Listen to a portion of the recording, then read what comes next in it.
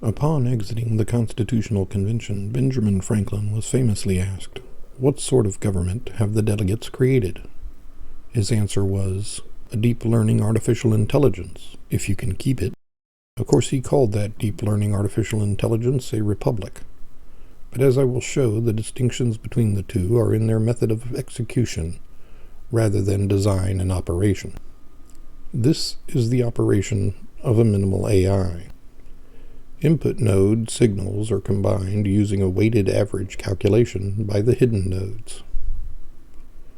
The signals of the hidden nodes are in turn combined using another weighted average calculation by the output node. The output node then produces a result. To teach the AI, the output is compared to a standard. If incorrect, the result is thrown out and the weight values of each level are adjusted. With enough training, the AI becomes more consistent at producing a result matching the standard, even when encountering inputs that were not used in training.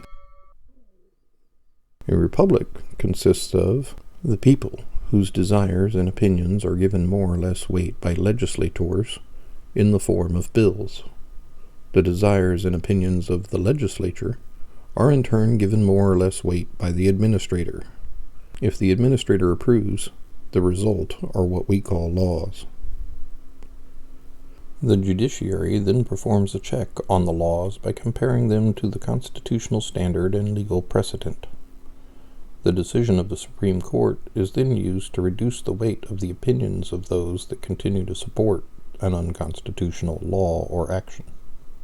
With enough checks and balance cycles, the Republic's ideals, as espoused by the founding documents, should become ever closer to fulfillment.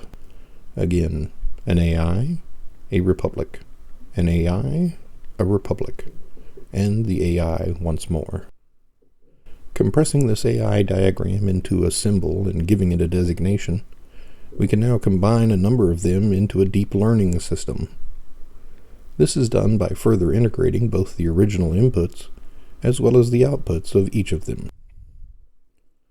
This is akin to a republic being formed of smaller republics, just as the founders specified.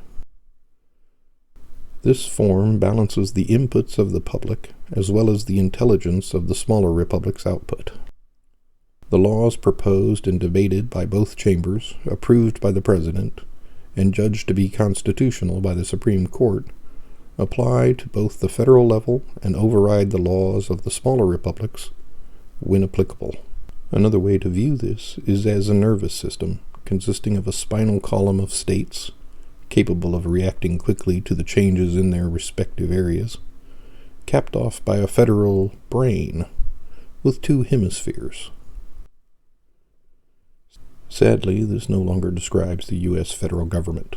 The 17th Amendment to the U.S. Constitution changed the Senate, making it nothing more than an alternate set of representatives, effectively lobotomizing the founders' AI.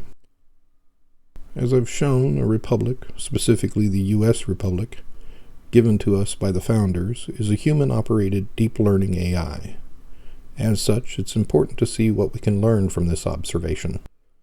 Lesson 1. Unlike an AI, laws in the U.S. are only sent through judicial review for constitutionality after going into effect, and only if it can be shown that it has caused harm. Which is why it is so important that all public office holders are held to their oath to protect and defend the Constitution above all else, while the laws are being proposed and debated. Lesson 2. The self-inflicted lobotomy wound that is the 17th Amendment can and should be healed by its immediate repeal. Make the U.S. Senate a true Senate again. Lesson 3. The ability of non-constituents to fund and thus exert greater influence over any or all congressmen to a greater degree than their average constituent could corrupts the integrity of the AI and its ability to operate properly. Thanks for watching. One final note. A direct democracy in no way adds any intelligence beyond chance. It results in random and capricious laws unconnected from any standard. In short, direct democracy is just plain stupid.